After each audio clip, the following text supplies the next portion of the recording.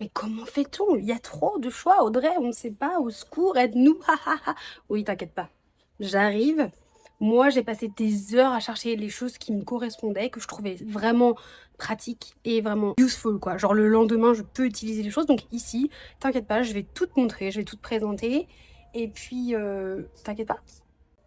Alors, si je devais commencer par une base, ici, il n'y a pas, mais Talk to me in Korean. Clairement, c'est une base. Ça s'articule avec une conversation qui, en fait, prend des mots de vocabulaire sur un thème. Et ensuite, il y a la grammaire. Les premiers niveaux sont vraiment plutôt faciles. Il y a même des petits exercices pour s'entraîner, etc. En fait, ce que j'ai trouvé sur Talk to Me in Korean, c'est qu'il y a vraiment le côté utile et véridique. C'est des choses que j'ai utilisées tout de suite après, en fait. Dans cette vidéo, mon but, c'est de vous aider à trouver les choses qui sont utiles tous les jours. Donc, par exemple, des choses comme les bouquins de Sogang, des universités, en fait.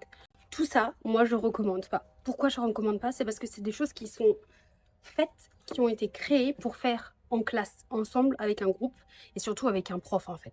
Tout seul, vous allez voir au bout de quelques pages, ça va être hyper chiant. Si vous comprenez pas, vous êtes fichu. Pour moi, quand j'ai essayé d'apprendre avec ces manuels-là, je n'ai pas réussi. C'était beaucoup trop ennuyant de faire toute seule.